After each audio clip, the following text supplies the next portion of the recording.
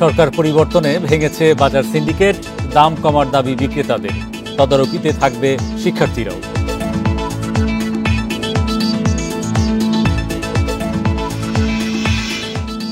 টেকসই অর্থনীতি গড়তে রাজনৈতিক সংস্কারের পরামর্শ। মূল্যস্ফীতি নিয়ন্ত্রণ, পাচার করা অর্থ ফেরাতে জোর।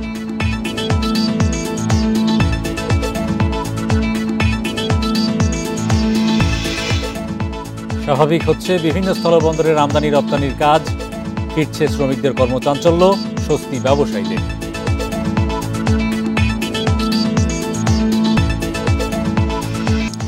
আমন্ত্রণ অর্থনীতি সারাদিনে, আপনাদের সাথে আছি হরি সাহা। শুনছিলেন শিরোনাম, এবার জানাবো বিস্তারিত। রাজধানীর কাঁচা বাজারে ফিরেছে স্বস্তি। সরকার পরিবর্তনের পর ভেঙে গেছে চাঁদাবাজির সিন্ডিকেট। একেই দাম কমার কারণ বলছেন ব্যবসায়ীরা। এদিকে অভিযান চালাতে গিয়ে বাজার নিয়ন্ত্রণে ছাত্রদের সঙ্গে কাজ করার আগ্রহের কথা জানিয়েছে ভোক্তা অধিকার সংরক্ষণ অধিদপ্তর। নতুন সরকারের প্রথম দিন, ধীরে ধীরে স্বাভাবিক হচ্ছে জনজীবন। তাই সাপ্তাহিক ছুটির দিনে রাজধানীর বাজারেও বেড়েছে ক্রেতার উপস্থিতি। দীর্ঘদিনের নৈরাজ্যের পর স্বস্তি সবজির বাজারে। পটল ৩০, পেঁপে ৫০, বেগুন ও করলা বিক্রি হচ্ছে ৮০ টাকা কেজিতে, যা গত সপ্তাহের চেয়ে ১০ থেকে ১৫ টাকা কম। আলু ৬০ টাকা আর পেঁয়াজ বিক্রি হচ্ছে ১২০ টাকায়। তবে বৃষ্টির কারণে কাঁচামরিচের কেজি এখনও ২৮০ টাকা। সিন্ডিকেট উঠে গেছে, এখন বর্তমানে আশা করি নিয়ন্ত্রণ আসবে বাজার। নতুন সরকার আমাদের বাজার যেন সব কম দামে থাকে, ভালো থাকে, সুস্থ থাকে, আমরা যেন সবকিছু কম দামে কিনতে পারি, এটাই প্রত্যাশা। আগের মতোই ব্রয়লার মুরগি ১৭০ আর সোনালী মুরগির কেজি আছে ২৭০ টাকায়। আগে চাঁদার দাম লাগতো ৩০০ টাকা, এই জায়গায় দোকানদারি করলে 300 টাকা, 3 ভাগে টাকা দিতে হইতো, আর বর্তমানে দেওয়ান লাগে না। এদিকে ছুটির দিনেও বাজার তদারকিতে গেছে ভোক্তা অধিকার সংরক্ষণ অধিদপ্তর। এ সময় সংস্থার মহাপরিচালক জানান, এতদিন সিন্ডিকেট না ভাঙা গেলেও এখন তা সম্ভব হচ্ছে। ক্রয় বিক্রয় মূল্যের যে রসিদ রাখতে হবে, এগুলো কিন্তু কখনো মানা হয় না। এবং এখানে যে সিন্ডিকেটের কথা বলা হয়, সিন্ডিকেট সিন্ডিকেট সিন্ডিকেট, এই শব্দটা গত 3 বছরে যতবার উচ্চারিত হয়েছে, হ্যাঁ, আমরা ওটি ভাঙতে পারিনি, এটি আমাদের ব্যর্থতা। কিন্তু এখন সময় আসছে, এই শক্তি নিয়ে আমরা ওটা ভেঙে দিতে চাই।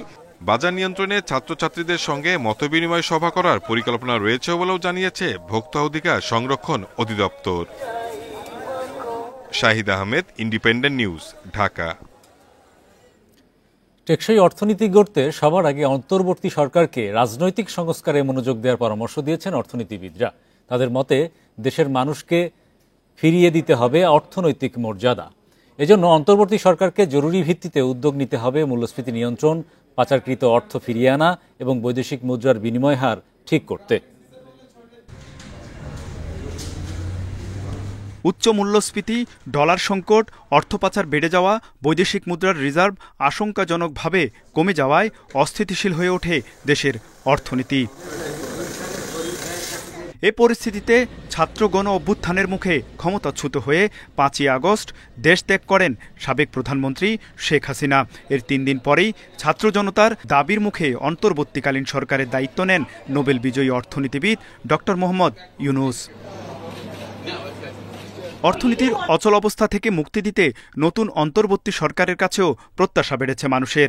অর্থনীতিবিদরা বলছেন, বড় ধরনের রাজনৈতিক ও অর্থনৈতিক সংস্কার করা গেলে মুক্তি মিলবে সাধারণ মানুষের।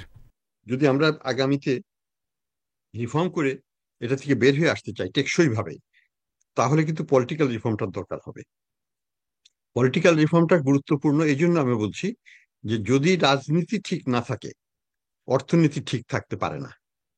কাজে রাজনীতিকে ঠিক করেই অর্থনীতিকে টেকসই ভাবে ঠিক করতে হবে। দেশের অর্থনীতিটাকে একদম পঙ্গু করে দিয়েছে। তাদেরকে সর্বপ্রথম তাদের ব্যবসা, তাদের বাণিজ্য এবং তাদের সকল সম্পত্তি, ব্যবসায়িক সম্পত্তি ও ব্যক্তি সম্পত্তি সর্বপ্রথম বাজেয়াপ্ত করতে হবে। মূল্যস্ফীতির তীব্রতা থেকে মানুষের কষ্টকে লাঘব করতে নতুন সরকারকে বিভিন্ন পদক্ষেপ নেওয়ার পরামর্শ অর্থনীতিবিদদের। মূল্যস্ফীতির চাপ এটা আরো বাড়বে সামনের মাসে। আমাদের যে এক্সচেঞ্জ রেটের উপর চাপ, এটাও হয়তো বাড়বে সামনের দিকে। এগুলোকে খুব দ্রুত সমাধান করতে হবে। হ্যাঁ, সরকার পরিবর্তনের কারণে একটা আস্থা ফিরে আসছে জনগণে। নিম্ন আয়ের মানুষ, মধ্যম আয়ের মানুষ এবং এবং এবং যারা হতদরিদ্র এবং দারিদ্র্যের সীমার নিচে যারা মানুষ যারা বর্তমানে অবস্থান করছে, তাদেরকে কি করে আমরা অর্থনৈতিকভাবে স্বাবলম্বী করতে পারি, তাদেরকে কি করে আমরা অর্থনৈতিকভাবে মুক্তি দিতে পারি, সেটা হবে আমাদের বর্তমান চ্যালেঞ্জ। সর্বোপরি আইনের শাসন প্রতিষ্ঠা করা না গেলে অর্থনৈতিক মুক্তি সম্ভব নয় বলে মনে করছেন অর্থনীতি বিশ্লেষকরা। কর্মীদের সামনে কথা বলছেন। তৌহিদ রানা, ইন্ডিপেন্ডেন্ট নিউজ, ঢাকা। ব্যবসা প্রতিষ্ঠান ও শিল্প কলকারখানার নিরাপত্তা রক্ষায় আইন শৃঙ্খলা রক্ষা বাহিনীর সাথে ছাত্র সমাজকেও এগিয়ে আসার আহ্বান জানিয়েছে ব্যবসায়ীদের শীর্ষ সংগঠন এফবিসিসিআই। সংগঠনটির এক বিবৃতিতে বলা হয়, ইতিহাসের সন্ধিক্ষণে ছাত্র জনতা একটি নিরাপদ, বৈষম্যহীন ও মানবিক সমাজ গঠনে কাজ করছে। এ সময় দুষ্কৃতিকারীরা বিভিন্ন স্থানে জনগণের জানমালে হামলা করছে বলে অভিযোগ আসছে। এ অবস্থায় এফবিসিসিআই ব্যবসা প্রতিষ্ঠান এবং শিল্প কারখানার নিরাপত্তায় আইন শৃঙ্খলা রক্ষা বাহিনীর সঙ্গে ছাত্র সমাজকে এগিয়ে আসার আহ্বান জানায়। এদিকে অন্তর্বর্তী সরকারের প্রধান উপদেষ্টা ডক্টর মোহাম্মদ ইউনূসকে অভিনন্দন জানিয়েছে নিট পোশাক খাতের সংগঠন বিকেএমইএ, আবাসন খাতের সংগঠন রিহ্যাব, বাংলাদেশ জুয়েলার্স সমিতি সহ বিভিন্ন ব্যবসায়িক সংগঠন।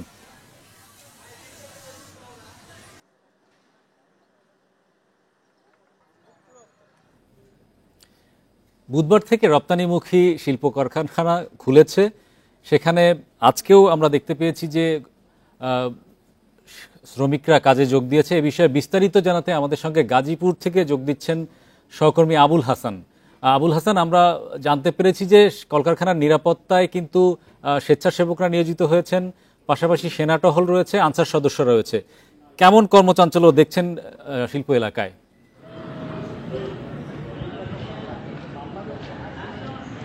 দেখুন, আমি সকাল থেকে বিভিন্ন কলকারখানা এলাকায় ঘুরেছি, মালিকদের সঙ্গে কথা বলেছি, শ্রমিকদের সঙ্গে কথা বলেছিলাম। স্বাভাবিক নিয়মের মতো করে কিন্তু শ্রমিকরা কারখানা আসতেন এবং তারা কাজে যোগ দিয়েছেন। শ্রমিকরা যেটি বলছেন যে পথে তাদের কোনো সমস্যা হয়নি, স্বাভাবিক দিনের মতোই তারা বিভিন্ন যানবাহনে চড়ে তারা কারখানায় এসেছেন এবং কাজে যোগ দিয়েছেন। আর মালিক পক্ষ যেটি বলছেন যে যেহেতু পুলিশ নেই, পুলিশের নিরাপত্তার একটি অভাব তার মধ্যে রয়েছে, কিন্তু তারা নিজস্ব যে নিরাপত্তা কর্মী এবং স্বেচ্ছাসেবক তাদেরকে নিয়েই তারা কিন্তু কারখানার যে নিরাপত্তা বিধান সেটি নিশ্চিত করছেন এবং তারা কারখানা সচল রেখেছেন। এবং এরই মধ্যে গাজীপুরে আমরা জেনেছি যে 2000-এর বেশি তৈরি পোশাক কারখানা রয়েছে এবং অন্যান্য কলকারখানা রয়েছে, সবগুলো কিন্তু খোলা রয়েছে এবং তারা পুরোদমে উৎপাদন থেকে আছে। এবং কিছুক্ষণ আগে আমি একজন কারখানা কর্তৃপক্ষের সঙ্গে কথা বলছি, তিনি যেটি জানিয়েছেন যে আগামীকাল থেকে যারা স্টুডেন্ট রয়েছে, বিশেষ করে ছাত্র যারা রয়েছে, তারা কারখানার যে নিরাপত্তা বিধান সেই নিরাপত্তার জন্য তারাও কিন্তু কারখানায় আসবেন এবং তারা সেই কাজটি করবেন বলে এখানে তিনি আমাদেরকে জানিয়েছেন। স্বাভাবিকভাবে বলা ছিল যে নিরাপত্তাজনিত যে সমস্যা সেটি কিন্তু কার্মিক সেক্টরে পুরোপুরি নেই, যদিও পুলিশ এখনও মাঠে নেই, তারপরেও কিন্তু আনসার সদস্য রয়েছে এবং সেনাবাহিনী টহল অব্যাহত রয়েছে। ফলে বলা চলেছে মানুষের যে জীবনযাত্রা সেটি অনেকটাই স্বাভাবিক রয়েছে। পাশাপাশি রপ্তানিমুখী যে তৈরি কারণ শিল্প পোশাক খাত সেটি কিন্তু পুরোদমে উৎপাদন প্রক্রিয়ায় সচল রয়েছে। তবে মালিকদের পক্ষে আমাদের সঙ্গে যুক্ত হওয়ার জন্য। অন্তর্বর্তী সরকার গঠনের পর খুলতে শুরু করেছে রাজধানীর দোকানপাট, শপিং মল। তবে অনেকেই রয়েছে নিরাপত্তা শঙ্কায়, এজন্য সেসব জায়গায় গ্রাহক উপস্থিতি কম, তাই বেচাকেনাও কম। এ বিষয়ে আরও বিস্তারিত জানাতে আমাদের সঙ্গে ধানমন্ডি থেকে যুক্ত হচ্ছেন সহকর্মী তৌহিদ রানা। রানা, কি অবস্থা দেখছেন রাজধানীর দোকানপাট, বিপণী বিতানগুলোর? আমি এই মুহূর্তে আছি রাজধানীর ধানমন্ডির জেনেটিক প্লাজায়। এখানে ধানমন্ডিতে আশপাশে যে কয়টি মার্কেট আছে, রাপা প্লাজা, মেট্রো শপিং এবং এরপরে হচ্ছে যদি বলি রাজধানীর সবচেয়ে বড় মার্কেট নিউ মার্কেট, এই মার্কেটগুলো কিন্তু খুলেছে। মোহাম্মদপুর এরিয়াতে আমি গিয়েছিলাম, সেখানে কিন্তু বেশিরভাগ শপিং সেন্টার কিন্তু বন্ধ আছে। শ্যামলী স্কোয়ার, যেটিও একটু শ্যামলীর সবচেয়ে বড় শপিং সেন্টার, সেটিও কিন্তু বন্ধ আছে। তো আমি মোটামুটি যে কয়েকটি রাজধানীর শপিং সেন্টারগুলো ঘুরেছি সেখানে তাদের সঙ্গে কথা বলেছি, ব্যবসায়ীদের সঙ্গে। তারা বলছেন যে একটি থমথমে পরিস্থিতির পর কিন্তু দীর্ঘ 7 দিন পরে কিন্তু তারা আজকে দোকানপাট, শপিং সেন্টার কিন্তু খুলতে শুরু করেছেন। কিন্তু তারা যে হতাশার যে জায়গাটি বলছেন যে এখানে যেহেতু এখন পর্যন্ত আইনশৃঙ্খলা রক্ষাকারী বাহিনী, পুলিশ তারা কিন্তু এখনও মাঠে নেই, ফলে তারা একটা নিরাপত্তাহীনতায় কিন্তু তারা ভুগছেন। এই নিরাপত্তাহীনতার মধ্য দিয়ে কিন্তু তারা দোকানপাট খুলেছেন। তো সেই কারণে আমরা দেখতে পাচ্ছি যে এখানে গ্রাহক গ্রাহকের উপস্থিতিও একেবারে কম।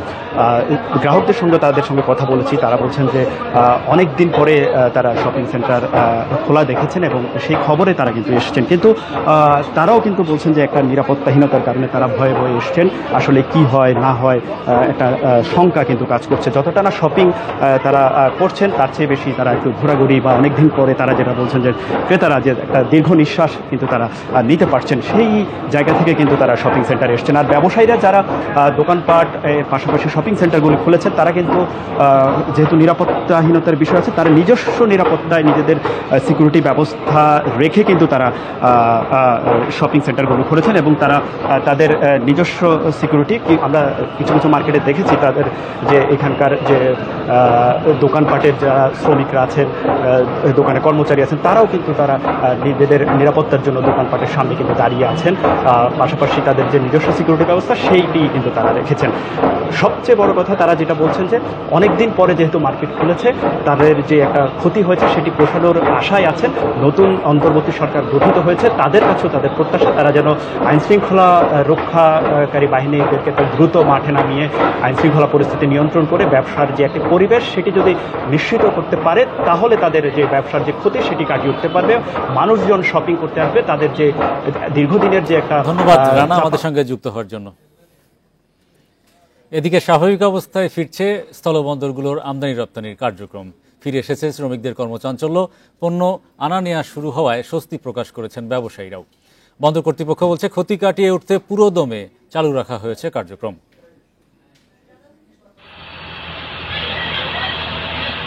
যশোরের বেনাপোল স্থলবন্দরে এখন পণ্যবাহী গাড়ির দীর্ঘ সারি। 3 দিন বন্ধ থাকার পর চেনা রূপে ফিরেছে বন্দরটি। বৃহস্পতিবার পর্যন্ত বন্দরে 126 ট্রাক পণ্য আমদানি রপ্তানি হয়েছে। অস্থিতিশীল পরিস্থিতিতে কার্যক্রম থমকে গেলেও এখন অনেকটাই স্বাভাবিক সাতক্ষীরার ভোমরা স্থলবন্দর। বৃহস্পতিবার আমদানি হয় 200 ট্রাক পণ্য। বাংলাদেশি পণ্য বোঝাই করে ভারতে গেছে 50টি ট্রাক। 2 দিন বন্ধের পর আমদানি রপ্তানিতে ফিরেছে চাঁপাইনবাবগঞ্জের সোনা মসজিদ স্থলবন্দর। স্বাভাবিক গতিতে চলছে পণ্য উঠানামা, যার মধ্যে আছে পেঁয়াজ, মরিচ সহ বিভিন্ন কাঁচা পণ্য। অস্থিতিশীল পরিস্থিতিতেও হিলি স্থলবন্দরে বন্ধ হয়নি আমদানি রপ্তানি। তবে দেশে স্বাভাবিক অবস্থা ফিরতে শুরু করায় গতি পেয়েছে সব কার্যক্রম। কর্মচাঞ্চল্য ফিরেছে পঞ্চগড়ের বাংলাবান্ধা স্থলবন্দরে। ভারত ও নেপাল থেকে আমদানি হচ্ছে পাথরসহ বিভিন্ন পণ্য, চলছে রপ্তানিও। তাপস সরকার, ইন্ডিপেন্ডেন্ট নিউজ। এই ছিল আজকের অর্থনীতি সারাদিনে। ইন্ডিপেন্ডেন্ট টেলিভিশনের সব খবর বিস্তারিত জানতে চোখ রাখুন ফেসবুক, ইউটিউব এবং এক্সে। আমন্ত্রণ আমাদের পরের আয়োজন।